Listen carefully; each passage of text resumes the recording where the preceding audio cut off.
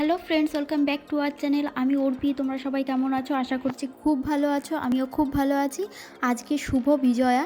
আজকে দুর্গা ঠাকুরের, আমাদের দুর্গা মায়ের ফেরার পালা।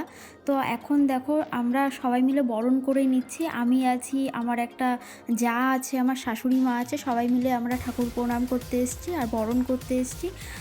আর সত্যি কথা বলতে এই বছরই আমার প্রথম বরণ করা। এর আগে আমি কখনো করিনি। অ্যাকচুয়ালি অষ্টমী পুজোটাও আমি দিইনি আর বরণটাও আমি কখনো করিনি।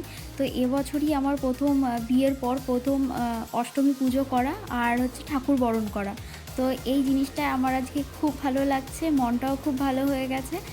আর মনটা ভালো হয়েছে এটা ভুল কথা, মনটা তো খারাপ লাগে। আবার একটা বছর আমাদের অপেক্ষা করতে হবে, তারপর আমাদের সঙ্গে আবার আনন্দ ফুর্তি হবে, আবার ঠাকুরকে আমরা আবার দেখতে বেরাবো, কোথায় কোন মূর্তি হয়েছে সেটা দেখবো, আনন্দ ফুর্তি করবো, আবার সেই একটা বছর অপেক্ষা। আজকে তো বিষাদে সত্যি মনটা খারাপ লাগছে। যখন আজকে বরণ করছিলাম তখন আমার চোখে মুখে হয়তো একটু ছলছল ভাব ছিল, যে না, এই 4-5টা দিন কত আনন্দ ফুর্তি, কত কিছু, কিন্তু একটু বাদে সব কিছু শেষ হয়ে যাবে। কিন্তু কিছু করার নেই, এটাই মানে এটাই চলে আসছে।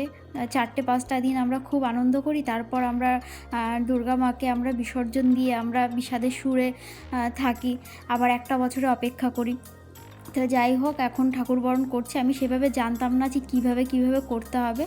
আমার যে পাশে যা রয়েছে উনি আর শাশুড়ি মা দুজনে মিলে আমাকে শিখিয়ে দিচ্ছিলো যে এটার পরে এটা করো, ওটার পরে ওটা করো। তো সেভাবেই আমি করছিলাম। আর এই যে ঠাকুরটা না, এই ঠাকুরটা বেশি সুন্দর লাগছে, কারণ সাদা যে শোলার কাজটা না, শোলার কাজটাতে এই ঠাকুরের মুখটা খুব ফুটে উঠেছে। ঠাকুরের মুখ সবকটাতেই ভালো লাগে, কিন্তু কিছু কিছু হয় না যে মন ছুঁয়ে যাওয়া, এই ঠাকুরটা বেশ মন ছুঁয়ে যাওয়ার মতো, যেহেতু শোলার কাজ আছে।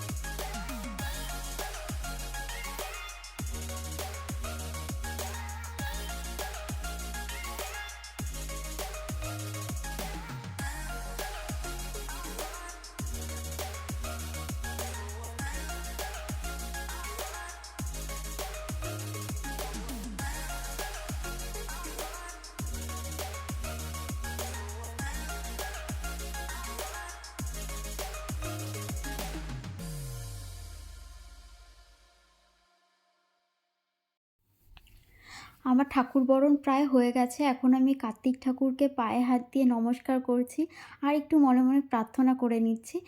আমার প্রায় সবকটা ঠাকুরই, প্রায় না, আমার প্রত্যেকটা ঠাকুরই এখন হয়ে গেছে।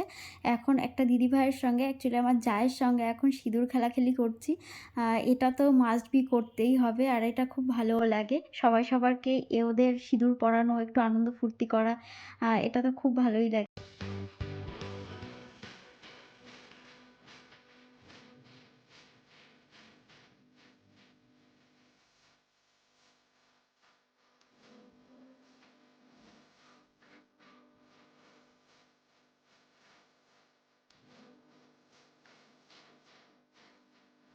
আমার বরটা তো ওখানে যেতেই চাইছিল না, ওকে জোর জবরদস্তি করে আমি নিয়ে গেছি। ও বারবার বলছে ওখানে মহিলারা থাকবে, ওর মধ্যে কী করবো? তাই বললাম না, চলো, যেতেই হবে। আর বাড়িতে আমরা চলে এসেছি, এসে দেখো একটু রিলস করছিলাম, সেটা একটু শ্যুট নিয়ে নিয়েছি। আর তারপরে আমরা চলে গেছি বিসর্জনের ঘাটে। ঘাটে আমরা বিসর্জনটা দেখেছি। অ্যাকচুয়ালি এই যে ভাসানটা হচ্ছে, এই ভাসানটা ওদেরই, মানে আমার শ্বশুরবাড়িরই একটা মাঠে হচ্ছে। আমার শ্বশুরবাড়ি থেকে 2-2.5 মিনিটের রাস্তা এই যে ঘাটটায়। তো এটা হচ্ছে শীতলাতলার মাঠ আর এটা হচ্ছে শীতলাতলা ঘাট। তো এখানটা আমরা দাঁড়িয়ে দাঁড়িয়ে বিসর্জনের যে ঠাকুর প্রতিমাগুলো, সেগুলো আমরা দেখছিলাম। शुभारंभ हो शुभारंभ मंगल बेला आई सपनों की डहरी पे दिल की बाजी रे शहनाई शहनाई